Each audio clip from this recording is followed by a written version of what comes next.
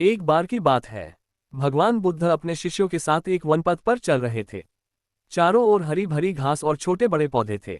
चलते चलते बुद्ध एक नन्हे से पौधे के पास रुके और उन्होंने अपने शिष्य आनंद से कहा, आनंद, इस छोटे पौधे को उखाड़ो। आनंद मुस्कुराए और बोले, भंते, ये तो बहुत आसान है।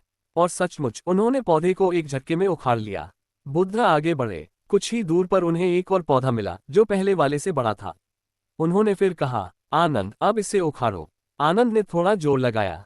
कुछ क्षण लगे पर उन्होंने इसे भी उखाड़ लिया। बुद्ध मौन रहे और आगे बढ़े। अब उन्हें एक झाड़ी दिखाई दी जिसकी जड़ें जमीन में गहरी थीं। बुद्ध ने फिर कहा, आनंद, इसे भी उखाड़ो। इस बार आनंद को पसीना आ गया। हाथों से पैरों से पूरी ताकत लगानी पड़ी। बहुत कोशिश के बाद उन्होंने झाड़ी को उखाड़ ही लिया।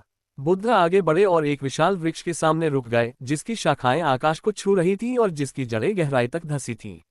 बुद्ध ने कहा, आनंद, अब इस वृक्ष को उखाड़ो। आनंद ने चौंक कर कहा, भंते, यह असंभव है। मैं कितना भी प्रयास कर लूं, ये वृक्ष नहीं उखड़ सकता। बुद्ध मुस्कुराए और बोले, आनंद, यही मैं तुम्हें दिखाना चाहता था। जैसे यह वृक्ष एक दिन में इतना विशाल नहीं हुआ, वैसे ही मनुष्य की आदतें भी एक दिन में गहरी नहीं होती। जब आदत छोटी होती है तब उसे तोड़ना आसान होता है, पर समय के साथ उसकी जड़ें गहरी होती जाती हैं और फिर उसे छोड़ना कठिन हो जाता है। आनंद की आंखें खुल गईं। बुद्ध ने आगे कहा, यदि तुम्हारे भीतर कोई दोष या बुरी आदत पनप रही हो तो उसे उसी समय त्याग दो। समय बीतने पर वह वृक्ष बन जाती है और उसका उखाड़ना असंभव सा लगने लगता है। यही साधना का मार्ग है, छोटे दोषों को भी न पनपने देना। ये कहकर बुद्ध आगे बढ़ गए। शिष्य भी उनके पीछे पीछे चल पड़ा, मन में ये सीख लेकर कि बुरी आदतों को समय रहते ही त्याग देना चाहिए।